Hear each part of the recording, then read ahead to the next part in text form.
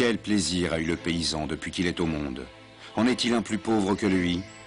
Dans les champs cultivés, et parfois même dans certaines régions qu'on ne peut cultiver, vous voyez des silhouettes qui piochent et qui bêchent.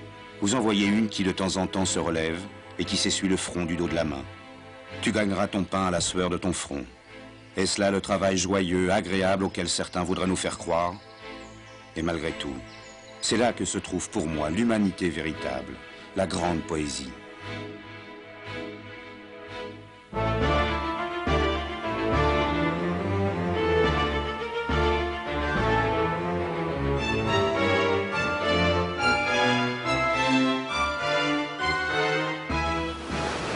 C'est à Gruchy, minuscule hameau dépendant de la commune de Gréville-Hague, que naît le 4 octobre 1814, à 8 h du soir, un second enfant, mais surtout un premier garçon, Jean-François.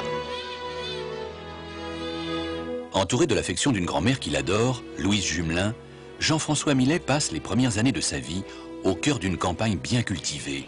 Très tôt, il participe aux travaux des champs tout en étant préparé à sa scolarité par un grand-oncle prêtre.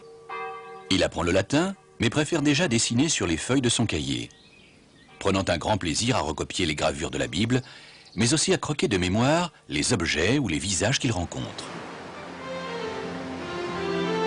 Au fil des années, ses dons s'affirment.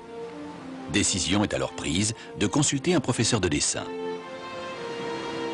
C'est un jour de septembre 1832 qu'un père et son fils de 17 ans prennent le chemin qui sépare la ferme familiale de la ville de Cherbourg, distante de 9 km.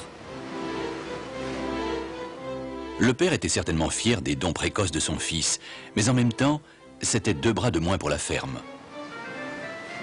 Le fils, serrant avec soin son carton à dessin sous le bras, était sûrement un peu inquiet, mais sa foi demeurait intacte dans la vocation qu'il sentait naître en lui, celle de peintre.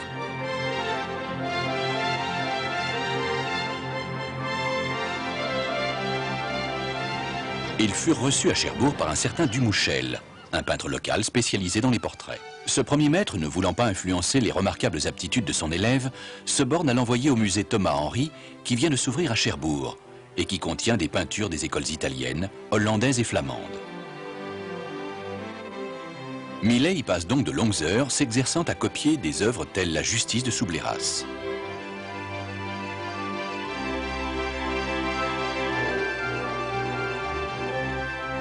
Mais cette même année, son père meurt, obligeant le jeune Jean-François, en tant qu'aîné de la famille, à reprendre à plein temps le manche de la charrue.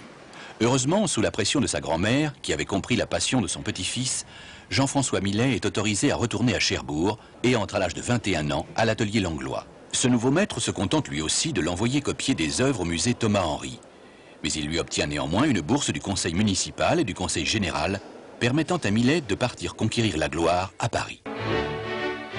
Il se présente à l'école des Beaux-Arts, où il est admis dans l'atelier de La Roche. Millet se sent très vite isolé au milieu de ses condisciples parisiens, préférant à l'enseignement académique de longues visites au Louvre, où il peut admirer à loisir ses maîtres primitifs, Poussin et surtout Michel-Ange. Quand je vis son dessin qui représente un homme évanoui, je me sentis comme cet homme, supplicié par la douleur. Je touchais le cœur et j'entendais la parole de celui qui me hanta toute ma vie. À l'âge de 24 ans, Millet, n'ayant pas supporté que son maître favorise un autre élève à sa place pour le prix de Rome, quitte l'atelier. Commence alors pour Millet le dur apprentissage de la vie de peintre, où pour survivre, alternant des séjours entre Cherbourg et la capitale, il exécute des enseignes de boutique pour quelques francs. Des pastiches sur commande dans le goût du XVIIIe siècle.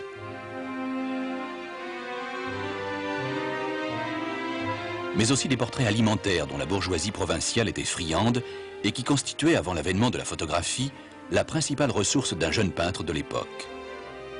Madame Veuve Roumy, Madame de Vaudiville et sa mère. Armand Onnaud, dit l'homme à la pipe.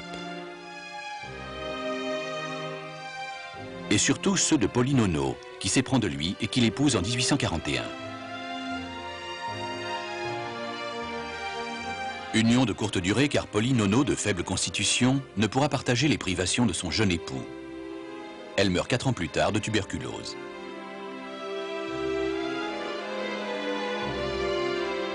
L'année suivante, Jean-François Millet se met en ménage avec Catherine Lemaire, modeste servante originaire de Lorient. le jeune couple s'établit à Paris, rue Rochechouart, lieu de prédilection d'un grand nombre d'artistes de l'époque. Leur premier enfant, une petite Marie, y voit le jour. Millet a 29 ans. Il prépare activement le salon de 1846, seul moyen à l'époque pour un jeune peintre d'être reconnu et d'espérer vivre de son art. Millet y présente un Saint-Jérôme tenté par les femmes. Hélas, il est écarté par le jury. L'année suivante, il se représente avec son Oedipe détaché de l'arbre, qui est cette fois accepté. Théophile Gautier, critique du journal La Presse, écrira « Nous attendons Monsieur Millet à quelque ouvrage plus dépouillé pour le juger définitivement. »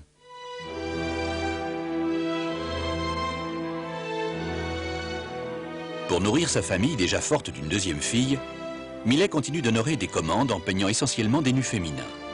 Mais passant un jour devant la vitrine d'un marchand de tableaux qui exposait l'une de ses toiles, Millet entend dire « C'est du Millet, le peintre qui fait toujours des nudités. » Furieux, il se jure de ne plus jamais compromettre son art avec de tels sujets, se privant dans le même temps de sa principale source de revenus. Février 1848. À Paris, sur les barricades, on se bat contre le pouvoir du roi Louis-Philippe. Cette année-là, la vague de libéralisme entraînée par la Révolution fait que le salon est ouvert à tous. Les sujets présentés prennent de ce fait une portée plus populaire. Pourquoi ne pas faire ce que vous avez dans le ventre?